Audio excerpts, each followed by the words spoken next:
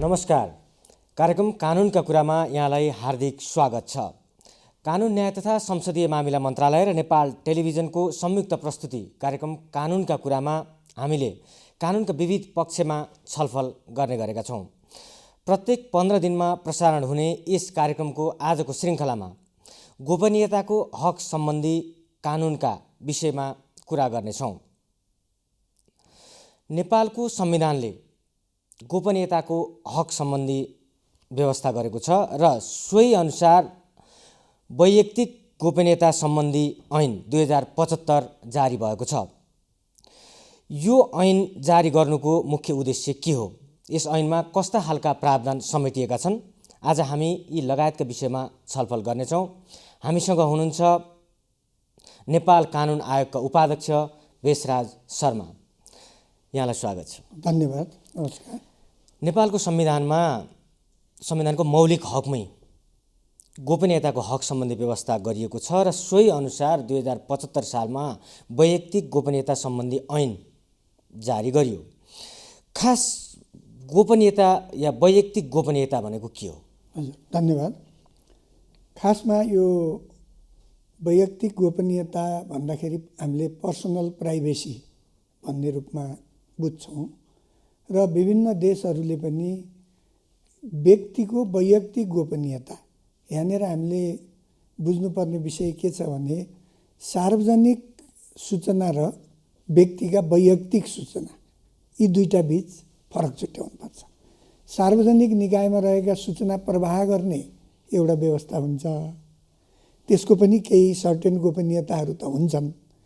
अब यी चाहिँ व्यक्तिका वैयक्तिक, खास गरी यसमा चाहिँ व्यक्तिको जिउ, शरीर, जिउ भने शरीर भइहाल्यो, आवास, सम्पत्ति, लिखत, तथ्याङ्क, व्यक्तिले गरेका पत्राचार र चरित्र, यी 7वटा विषयलाई चाहिँ पर्सनल प्राइभेसीको रूपमा लिइन्छ। हजुर। र यी पर्सनल प्राइभेसीको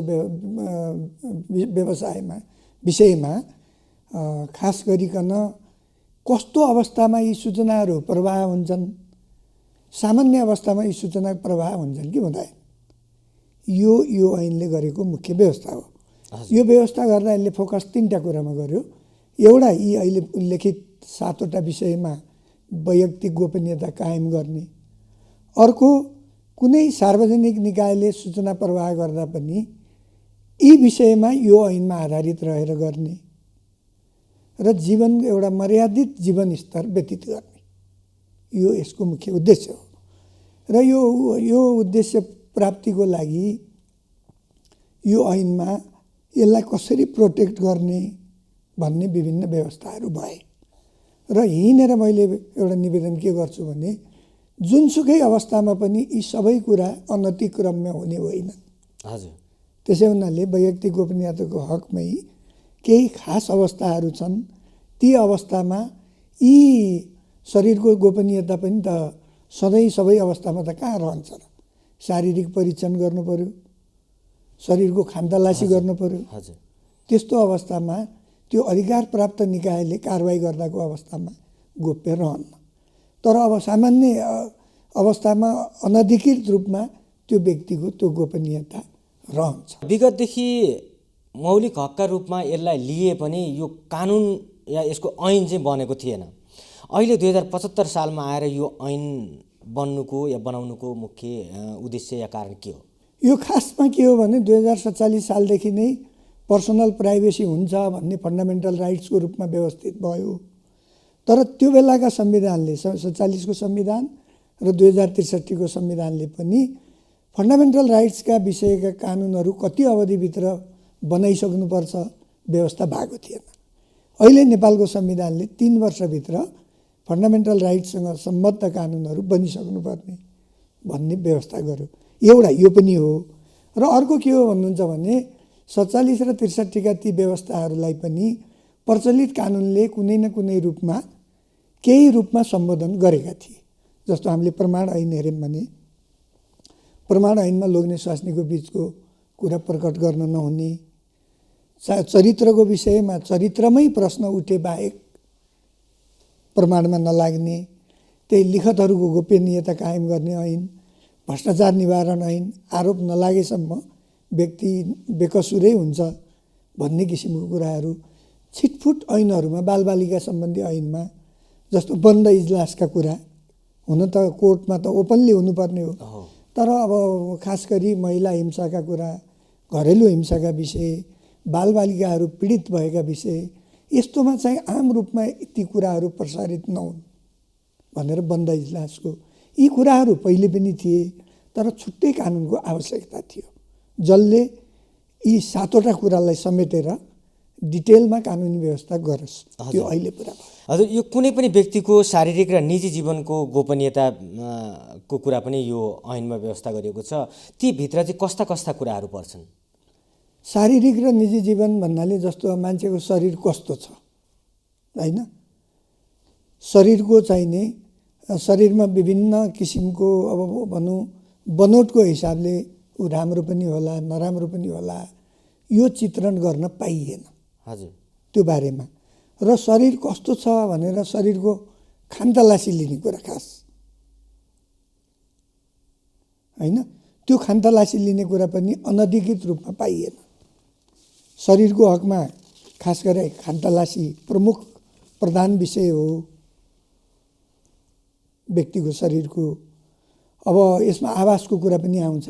हजुर, जस्तो आवासमा व्यक्तिलाई चाहिँ आफ्नो आवासमा स्वतन्त्रतापूर्वक बस्न पाउने अधिकार हुन्छ, तर त्यो अधिकार त्यो अवस्थासम्म हुन्छ जबसम्म उसले गैर कानुनी काम गर्दैन। अब मेरो आवास त चाहिँ स्वतन्त्र हो भनेर त्यहाँ गैर कानुनी क्रियाकलाप हुन थाल्यो भने त त्यसको खानतलासी गर्नु पर्यो, आवासमा प्रवेश गरेर हस्तक्षेप पनि गर्नु पर्यो, कानुनी कारबाही पनि गर्नु पर्यो। त्यो अवस्थामा उसको अधिकारको रूपमा रहिरहन सक्दैन। त्यसैले भनिन्छ आफूले अधिकार पाउनको लागि अर्कोको अधिकारमा हनन गर्न हुँदैन, कानुन बमोजिम चल्नुपर्छ।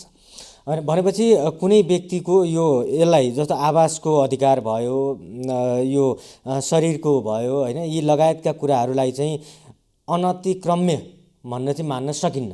पूर्ण रूपमा अनतिक्रम्य हुँदैन। कानुनले चाहिँ अतिक्रमित हुने अवस्थाहरू परिभाषा गरेका छ। जस्तो उदाहरणको लागि यहाँलाई भनौँ, सम्पत्तिको अधिकार हामीले अनतिक्रम्य गोपनीयता हो भने तपाईँलाई कसैलाई पनि कुनै पनि व्यक्तिलाई हामीले बाटोघाटोमा वा कोही ल तपाईँको सम्पत्ति कति छ के छ सार्वजनिक गर्नुहोस् भन्न सक्दैनौँ। त्यसको कुरा हामीले लेख्न पनि सक्दैनौँ। त्यो त्यहाँसम्म गोपनीयता भयो। तर उसले अनधिकृत रूपमा कमाएको छ, सार्वजनिक ओहदामा ऊ बहाल छ र ऊ प्रति चाहिँ अब भ्रष्टाचारको कसुरमा कारबाही गर्नुपर्ने अवस्था रह्यो भने उसको सम्पत्ति विवरण पनि हेर्न पर्यो। सम्बन्धित कारबाही गर्नेले उसको सम्पत्ति हेरेर त्यो बारेमा चाहिँ अनुसन्धान पनि गर्न सक्ने भयो। गोपनीयताको हक उल्लङ्घन भयो या भएन भन्ने आधार चाहिँ कसरी छुट्याउने? त्यसमा आधार कसरी छुट्याउने भन्दाखेरि जस्तो मुलुकमा विभिन्न विषयमा कारबाही गर्ने अख्तियार प्राप्त अधिकारीहरू छन्। उदाहरणको लागि भ्रष्टाचारमा अख्तियार दुरुपयोग अनुसन्धान आयोगले कारबाही गर्ला। अदालतमा परेको कुनै मुद्दाको विषयमा अदालतले त्यो विषयमा आदेश माग्ला, यो विषय हामीलाई प्रस्तुत गर भनेर। प्रहरीले कुनै अपराधको सन्दर्भमा तत्काल पक्राउ गर्नुपर्ने वा खानतलासी गर्नुपर्ने विषयहरू रहलान्। मेडिकल इक्जाम हुने भयो भने डाक्टरले परीक्षण गर्दा त्यहाँ शरीर कहिलेकाहीँ शरीर न्याकेट पारेर पनि परीक्षण गर्नुपर्ने हुनसक्छ। शरीरको कुनै पनि अङ्ग उसले परीक्षण गर्न चाहिँ डाक्टरले हेर्नुपर्ने हुनसक्छ। त्यस्तो अवस्थामा गोपनीयताको विषय रहेन।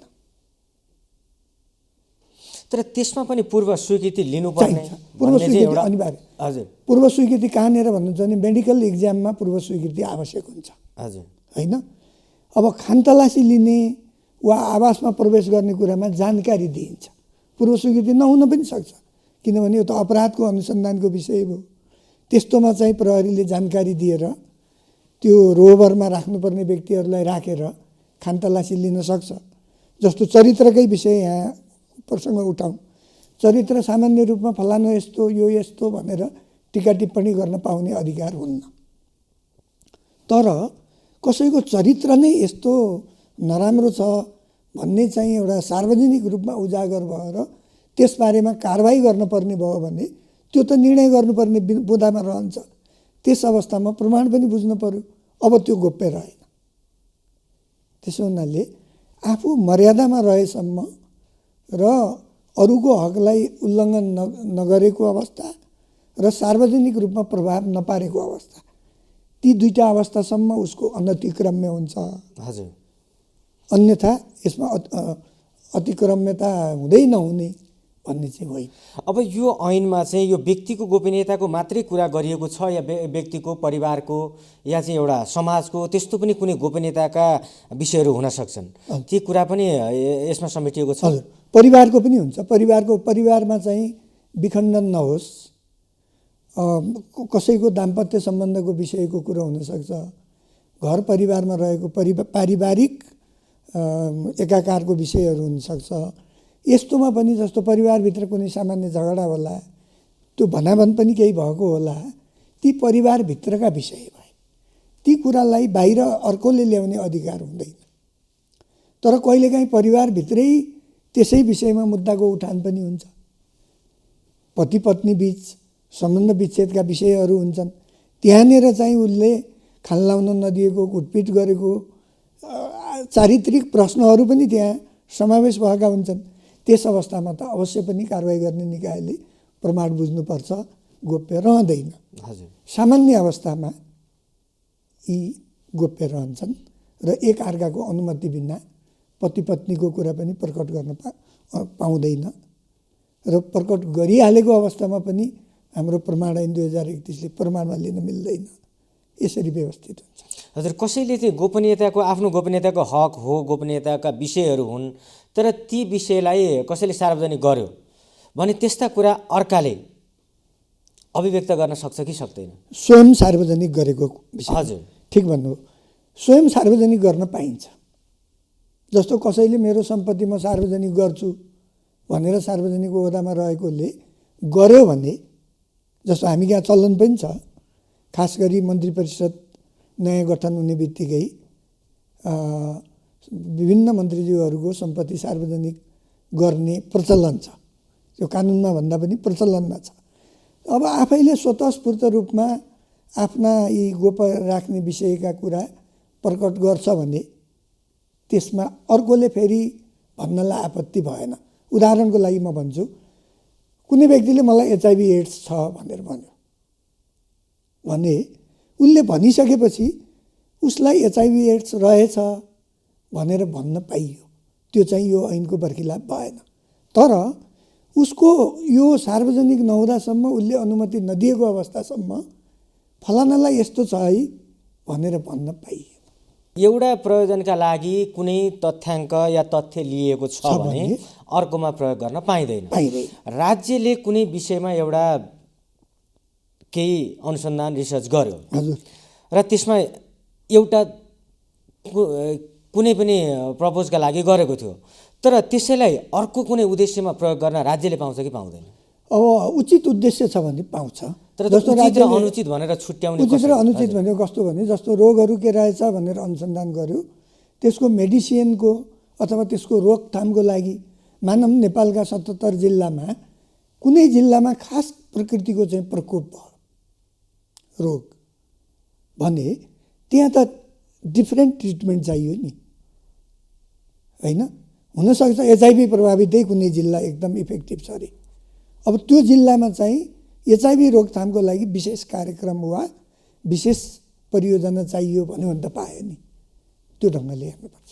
हजुर, अब यहाँ अघि हामीले यो गोपनीयताकै कुरा गर्दाखेरि यो सम्पत्तिको कुरा पनि गरिरहेका थियौँ। त्यसमा अलिकति एउटा जोड्न मन लाग्यो मलाई।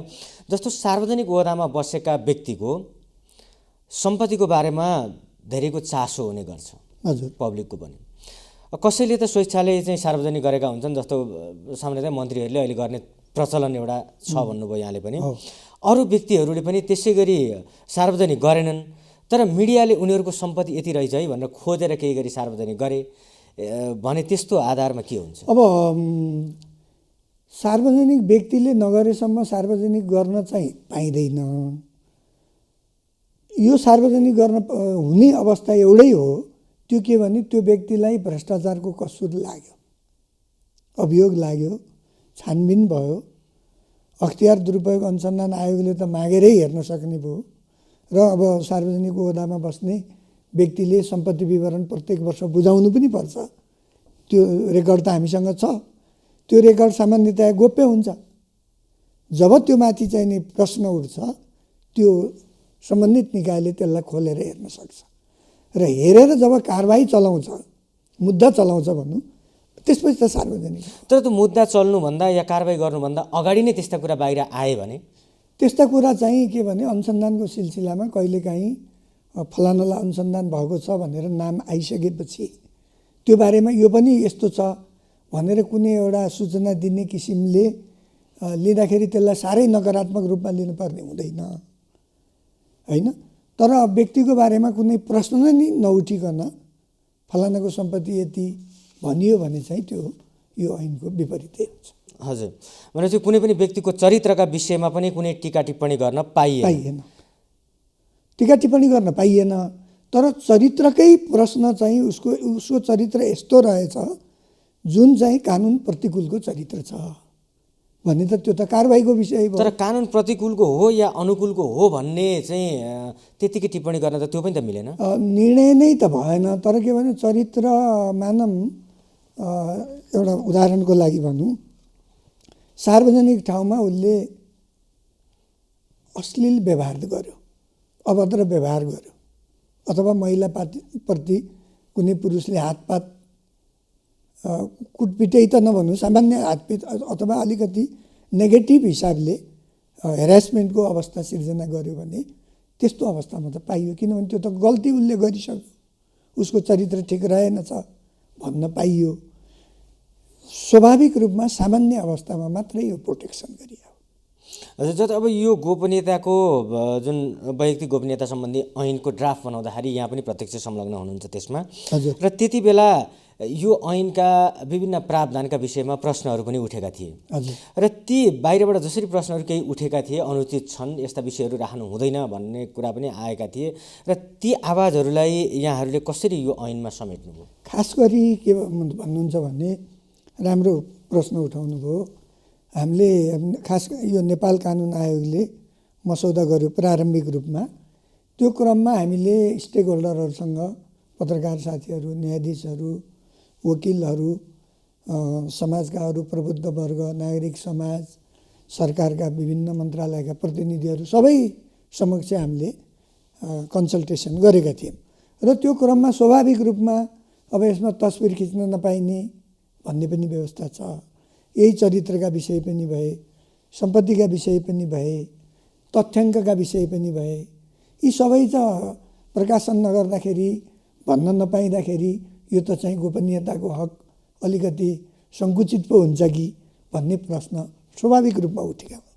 तर हामीले छलफलको दौरान यसलाई, यो ऐनको उद्देश्य व्यक्तिको वैयक्तिक गोपनीयतालाई मात्रै सुरक्षित गर्ने हो। सार्वजनिक निकायमा रहेका सार्वजनिक सूचना प्रवाह गर्नमा यसले कुनै सरोकार राख्दैन। हजुर। त्यसैले अब व्यक्तिको वैयक्तिक सूचनाको जहाँसम्म कुरा छ, त्यो पनि यदि सार्वजनिक ओहदामा छ भने उसको मानव जन्ममितिको कुरा, उसले कहाँ के पदमा काम गर्छ, त्यो पदको के जिम्मेवारी हो, त्यो पुरा गर्यो कि गरेन, मानव उसको उमेरै कति हो, शैक्षिक योग्यता कति हो, यस्ता विषय गोप्य रहँदैन। किनभने सार्वजनिक ओहदामा भइसकेपछि यी उसका विषय पब्लिकले थाहा पाउन पर्ने विषय हो, पाउँछन् स्वाभाविक रूपमा। यस्तालाई गोप्य भनिएको होइन। र फोटो खिच्ने विषय पनि कुनै सार्वजनिक समारोहमा, सार्वजनिक कार्यक्रममा फोटो खिच्न नपाइने भनेको होइन। तर कोही मान्छे हिँडिरहेछ एउटा आफ्नो प्राइभेट मुडमा, प्राइभेट ट्रिपमा कोही छ, त्यो व्यक्तिको उसको जानकारी बिना फोटो खिचियो भने त अन्यथा हुनसक्छ नि, त्यो नपाइने। र अब यहाँ त यस्तो पनि बेला बेला हामीले सुन्छौँ, देख्छौँ, विभिन्न अब आजकल त थुप्रै इलेक्ट्रोनिक मिडियाहरू छन्। अब एउटाको फोटो अर्कोसँग जोडिने, अथवा एउटाको घाँटी छ, अनुहार छ, अर्कोको चाहिँ शरीर छ, यस्तो प्रकृतिको पनि जुन देखिन्छ नि, यसलाई रोक्नुपर्छ। यो चाहिँ वैयक्तिक गोपनीयताको बर्खिलाप हो। त्यो ढङ्गले हामीले यसमा मसौदा गरेका छौँ। र त्यो कुरा हामीले भन्यौँ, जस्तो ड्रोनको कुरा पनि छ यहाँ। ड्रोन मार्फत हजुर विभिन्न चाहिँ सूचनाहरू लिने अथवा गतिविधिहरू निहाल्ने। त्यो निहाल्ने क्रममा अब व्यक्तिको व्यक्तिगत पाइन्छ कि पाइँदैन? डेफिनेटली पाइँदैन। कस्ता ठाउँ पाइँदैन? व्यक्तिको व्यक्तिमा पनि पाइएन। र केही संवेदनशील स्थानहरू हुन्छन्। उदाहरणको लागि भनौँ नेपाल टेलिभिजन होइन, आर्मीको होला अथवा अर्को कुनै संवेदनशील स्थानमा ड्रोनले परीक्षण गर्न पाइन्न। बाँकी सार्वजनिक स्थलमा गर्न सकिन्छ, तर अनुमति लिएर। अनुमति त ड्रोन राख्नकै लागि अनुमति चाहियो। हजुर अब व्यक्तिको त पाइएन। र सिसिटिभी क्यामेराको पनि हामीले हजुर अहिले यो पछिल्लो समयमा चाहिँ म उठाउन खोज्दै थिएँ यहाँ। हजुर हजुर यो सिसिटिभीको प्रचलन चाहिँ धेरै ठाउँमा बढेको छ र सार्वजनिक स्थानहरूमा पनि धेरै ठाउँमा सिसिटिभी राख्न थालिएको छ। हजुर यसले व्यक्तिको गोपनीयतामा कतिको असर पार्छ? हो, ठिक भन्नुभयो। यसले चाहिँ अब सार्वजनिक बाटोमा, सडकहरूमा अथवा कुनै भनौँ न पब्लिक अफिसमा त स्वाभाविक रूपमा राखिएकै हुन्छ, राखिँदा फरक पनि परेन। त्यस्तोमा चाहिँ राख्न मिल्छ, तर व्यक्तिको प्राइभेसी हनन हुने गरी पाइँदैन। र व्यक्तिले आफ्नो घरमा सिसिटिभी राख्न पाउँछ, र आफ्नो घरमा सिसिटिभीमा राख्दाखेरि पनि उसको बेडरुम बाथरुम राख्न पाउँदैन। जस्तो परिवारका थुप्रै सदस्यहरू बसेको हुन्छन् होइन, जोइन्ट फ्यामिली वा सिङ्गल फ्यामिलीमै पनि यो त एक अर्काप्रतिको पनि गोपनीयता हो। त्यसैले यसमा चाहिँ व्यक्तिको घरको निगरानी गर्नलाई सार्वजनिक रूपमा सिसिटिभी अरू कसैले राख्न पाउँदैन। हजुर अब यो नेपालमा त गोपनीयता सम्बन्धी संविधानमा पनि व्यवस्था गरियो, त्यही अनुसारको वैयक्तिक गोपनीयता सम्बन्धी ऐन पनि जारी भयो। यो अन्तर्राष्ट्रिय अभ्यास चाहिँ कस्तो छ यो गोपनीयताको? अन्तर्राष्ट्रिय अभ्यास के भन्नुहुन्छ भने यसको विषयमा अन्तर्राष्ट्रिय रूपमा उठेको धेरै नै भयो। जस्तो 1948 को Universal Declaration of Human Rights, त्यसको आर्टिकल 12 मा पनि गोपनीयताको विषयमा उल्लेख छ।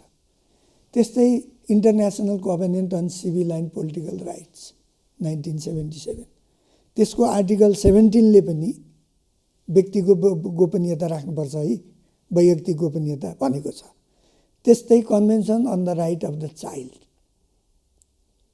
त्यसको पनि आर्टिकल 16 मा गोपनीयताको विषय छ। यी भए एउटा अन्तर्राष्ट्रिय अभ्यासका विषय।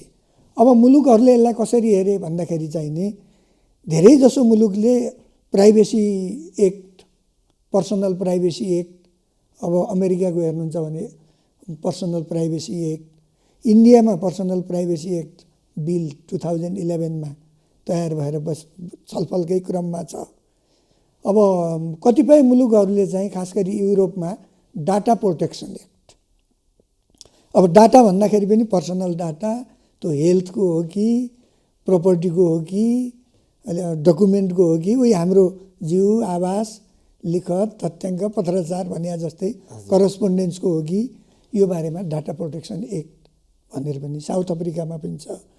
धेरै देशहरूले, र जुन देशमा चाहिँ सिङ्गल यो पर्सनल प्राइभेसी एक्ट छैन ती देशहरूले पनि विभिन्न छिटपुट छरिएका ऐनहरूमा गोपनीयताका विषय राखेका छन्। जसरी अघि मैले निवेदन प्रारम्भमै हाले प्रश्न गर्नुभएको थियो, 47 को संविधान र 63 को संविधान अन्तरिम संविधानको टाइममा पनि यो छुट्टै ऐन नभए तापनि विभिन्न ऐनहरूमा तत्सम्बन्धी केही व्यवस्थाहरू सम्बोधन भएका थिए। हजुर अब हामी लगभग अन्त्यमा पनि छौँ। अब यो वैयक्तिक गोपनीयता सम्बन्धी ऐनमा अहिले पनि केही त्यस्ता त्रुटिहरू देखिन्छन् या त्यसमा सुधार गर्नुपर्ने अवस्था केही देखिएको छ? अब यो त अहिले भर्खरै भनौँ न 75 सालमा त हामीले भर्खर ऐन ल्यायौँ, प्रयोगको अवस्थामा छ। ऐन भनेको जहिले पनि हामीले के सोच्नुपर्छ भने यो चाहिँ एउटा गतिशील दस्तावेज हो होइन। ऐनलाई चाहिँ समय सापेक्ष बनाउनुपर्छ। समाजको चाहना, समाजको परिवर्तन र अन्तर्राष्ट्रिय परिवेश अनुरूप यसलाई मिलाउँदै जानुपर्छ। यसमा संशोधनका अवस्थाहरू रहन सक्छन्, तर अहिले तत्कालै भन्दा पनि यसलाई अहिले चाहिँ प्रयोग गरेर हेरौँ। प्रयोगको क्रममा यसमा केही कमी कमजोरीहरू देखिए भने अवश्य नै यसलाई रिभ्यू गर्न सकिन्छ। हजुर हस्, धन्यवाद। हस्, धन्यवाद यहाँलाई पनि। कानुन न्याय तथा संसदीय मामिला मन्त्रालय र नेपाल टेलिभिजनको संयुक्त प्रस्तुति कानुनका कुरामा आज हामीले वैयक्तिक गोपनीयता ऐन 2075 सम्बन्धी विषयमा छलफल गऱ्यौँ। कार्यक्रमको अर्को श्रृङ्खलामा पनि यस्तै कानुनका विविध पक्षका विषयमा छलफल गर्ने गरी उपस्थित हुनेछौँ। नमस्कार।